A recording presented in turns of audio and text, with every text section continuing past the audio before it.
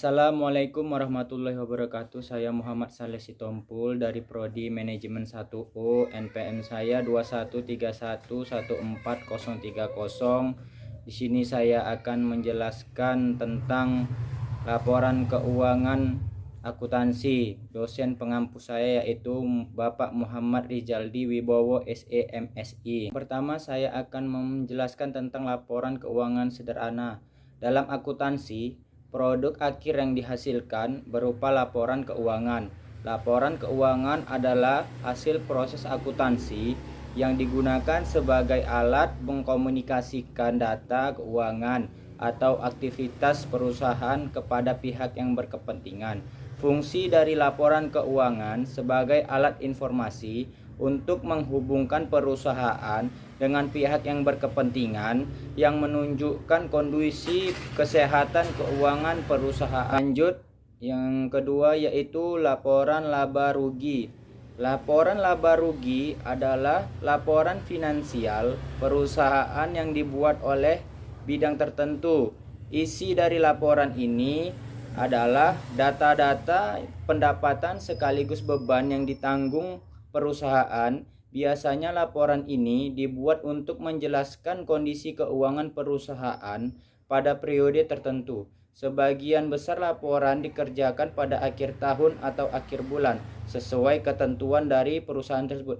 Adapun contohnya sebagai berikut. Contoh dari laporan laba rugi perusahaan dari perusahaan Adijaya Medan, laporan laba rugi untuk periode yang berakhir 31 Desember 2005. Pendapatan jasa sebesar 27.500.000. Pendapatan lain-lain tidak diketahui. Jumlah pendapatan yaitu 27.500.000. Beban usaha yang pertama ada beban gaji sebesar 10 juta rupiah. Yang kedua beban perjalanan dinas sebesar 900.000 rupiah. Yang ketiga beban iklan sebesar 600.000 rupiah. Yang keempat beban telepon sebesar 400.000 rupiah. Yang kelima beban listrik dan air sebesar 600.000 rupiah. Yang ketujuh beban perlengkapan kantor sebesar 400.000 rupiah. Yang kedelapan beban sewa sebesar 250.000 rupiah. Yang kesembilan beban penyusutan peralatan kantor sebesar 500.000 rupiah. Dan beban lain-lain tidak ada. Jumlah beban usaha yaitu 13.650.000 rupiah. Jadi laba bersih yang diterima oleh perusahaan Adijaya yaitu sebesar 13.650.000 rupiah. Lanjut, saya akan menjelaskan tentang jurnal penyesuaian. Jurnal penyesuaian adalah jurnal yang digunakan untuk melakukan proses pencatatan saldo pada akun-akun tertentu dan dapat mencerminkan jumlah yang sebenarnya sebelum lanjut ke proses penyusunan laporan keuangan.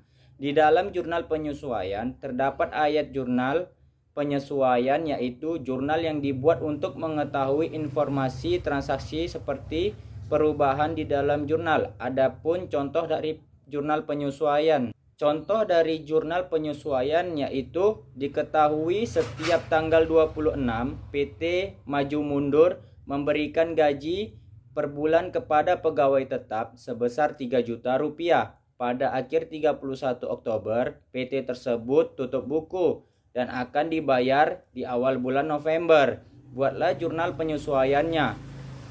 Jurnal penyesuaiannya yaitu pada tanggal 26 Oktober dibayarkan gaji karyawan sebesar 3 juta.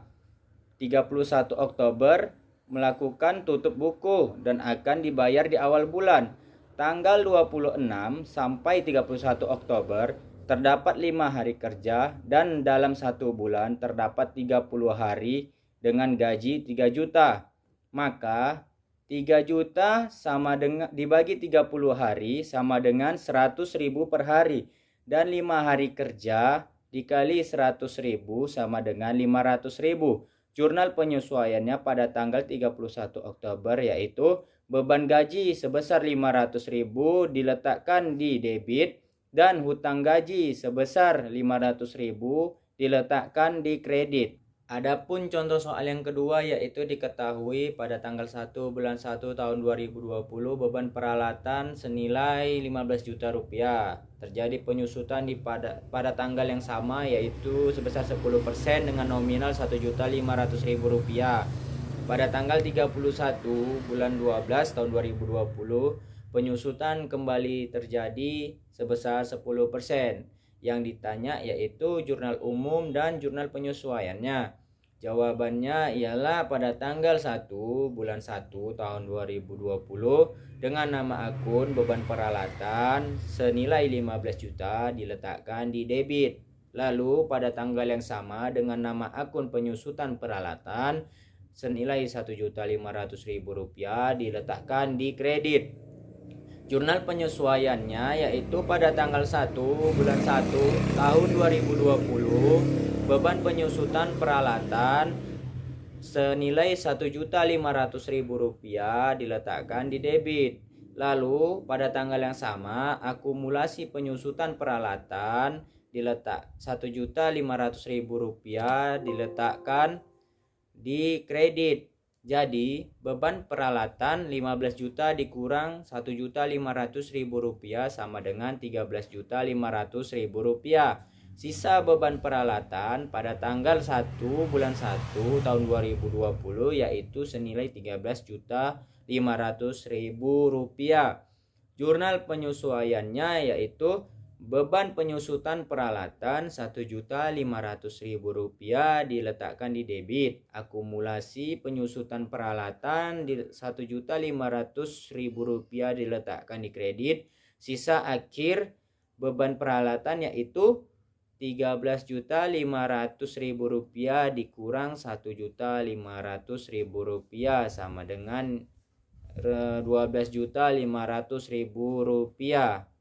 Lanjut, saya akan menjelaskan tentang neraca saldo. Neraca saldo yaitu suatu daftar rekening buku besar dengan saldo debit atau kredit. Penyusunan ini dilakukan kalau semua jurnal sudah dibukukan ke dalam masing-masing rekeningnya di buku besar. Karena penyusunannya sebelum adanya ayat jurnal penyesuaian, maka neraca ini sering disebut neraca saldo sebelum penyesuaian, di mana informasi yang disajikan dapat digunakan untuk mengecek keseimbangan debit dan kredit dari seluruh rekening di buku besar dan merupakan tahap pertama untuk membuat jurnal penyesuaian dan neraca lajur. Lanjut, saya akan menjelaskan tentang neraca lajur. Neraca lajur merupakan suatu cara yang memudahkan penyusunan laporan keuangan yang dimulai dari neraca saldo dan disesuaikan dengan data yang diperoleh dari jurnal penyesuaian. Saldo yang telah disesuaikan akan nampak pada kolom neraca saldo disesuaikan dan merupakan saldo yang akan dilaporkan dalam neraca dan laporan rugi laba. Yang terakhir yaitu menyesuaikan dan menutup rekening-rekening. Langkah ini dilakukan setelah seluruh rekening-rekening di buku besar disesuaikan, maka selanjutnya yang harus dilakukan ialah membuat jurnal penutupan.